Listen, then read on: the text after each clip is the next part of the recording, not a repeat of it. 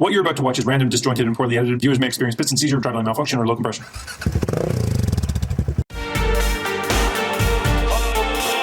In my first year of re-entry into dirt bikes, a cackly, wild-eyed stranger looked me dead in the eye, laughed in my face, and confidently said, I have little recollection of what life was like before I became involved in off-road riding, and that was 20 years ago. The simple description would be normal, but a more accurate description may go something like this.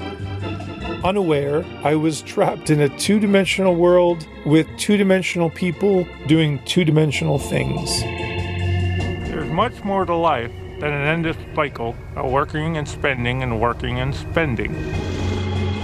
Now, more than 20 years into my off-road journey, I am surrounded by a global network of joyous men and women who don't give a flying fork about what others think of them.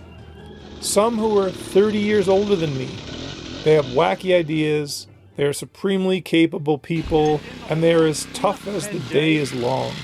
This group have opened my mind to new ideas, new possibilities, and what once seemed preposterous now appears normal. Things like getting up at 5:30 in the morning, driving 2 hours, then riding your dirt bike for 7 hours only to turn around and drive back home. Once ingrained ideas of ageism have been completely erased. I hang out with 16-year-olds and 80-year-olds, and I often do this on the same day. I am perpetually surrounded by selfless people who are unimpressed by your house, your car, your title at work, or the size of your bank account. It means nothing.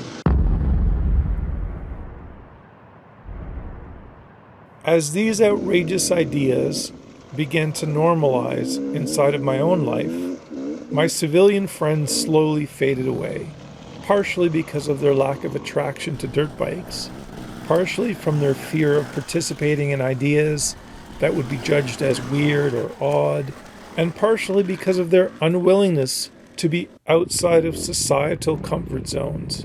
Regardless, our relationships became increasingly incompatible, and we drifted apart. Being judged for living outside of societal norms changes your perception of yourself, of society, and clearly defines how you feel about the judges themselves. It makes you question what are social norms.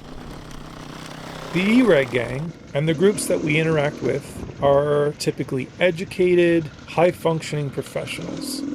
Good people who contribute in a positive way to society and don't take themselves or life too seriously.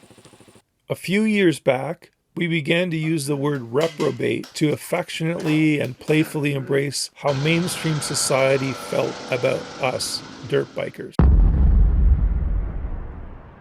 In our world, being a reprobate is a term of endearment, not an insult. So, 20 years later, I can remember back to when it all started.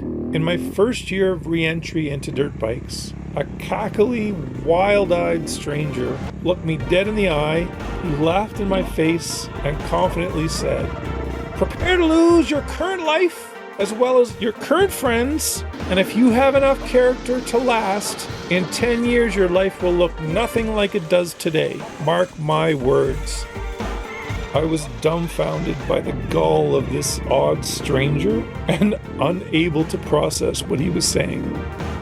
I dismissed it, but 20 years later, he wasn't wrong about any of it. If you are still listening and somewhat entertained by this filthy drivel, please whap the like button, subscribe, or share this with another reprobate you will admit to associating with.